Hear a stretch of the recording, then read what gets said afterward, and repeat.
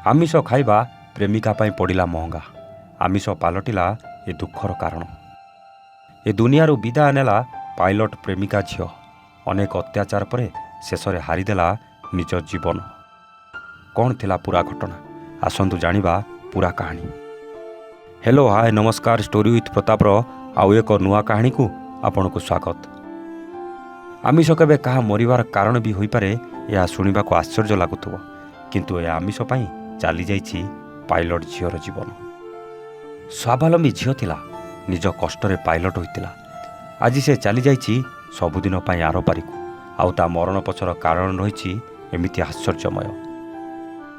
झीलटी को तार प्रेमिक मना करुथला आमिष खाइबाकू, आउ सेथिपाई से निज जीवन नहीं गला। एही कारणटी छोट लागुथिबो निश्चित। प्रकृत में आमिष खाइबारु प्रेमिका को निर्यातना देउथला ता प्रेमिक। आमिष पाई अभद्र भाषा गाली गुलज करने सह माड़ मध्य मारुथला। प्रतिटी कथारे मानसिक स्तर में कष्ट देउथला अविवेकी प्रेमिक। निजे ब्राह्मण होइतिबा कारणरू बाध्य करुथला प्रेमिका को आमिष छाड़िबा पाई। आउ शेषरे अत्यंत अत्याचार सही न पारी निज जीवन हारी देइछि पायलट प्रेमिका। पायलट झील होउछि एयर इंडिया रे कार्यरत थिबा 25 वर्षिया सृष्टि तुली। से मुंबईर अंधेरी रे भड़ा घरे रहउथिले। गत सोमवार दिन तांको मृत शरीर मारोल पुलिस तांको भड़ा घरु उद्धार करिछि। पुलिस पोस्टमार्टम रिपोर्ट आसिबा परे सृष्टि मानसिक स्तर तांको प्रेमिक आदित्य पंडित को अत्याचार कारण ठीक नथिबा कहिछि। परिवार लोकंग आरोप आधार रे आदित्य पंडित को गिरफ करिछि।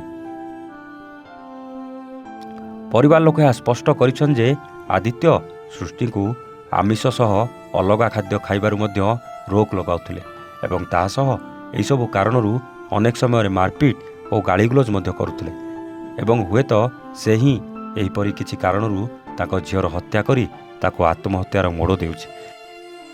कारण एही खबर आसिबार मात्र 10 मिनिट पूर्वरू ताको झील ताको माँ सह खुशी रे कथा आइतिले। निजर झीर एपरि अकस्माक मरण को परिवार लोके ग्रहण करि पार नथुवा बेले पुलिस निज तदंतरू आदित्य सृष्टि ठारू पैसा नैथिबा एवं से मध्य पायलट हेबाकू चाहुतबा स्पष्ट करिछि। मात्र से पायलट परीक्षा रे उत्तीर्ण न होई पारिबारु रागरे एपरि करिथिबा संदेह करुछि पुलिस। सत कहिले याकू कोन प्रेम कुआ जाए?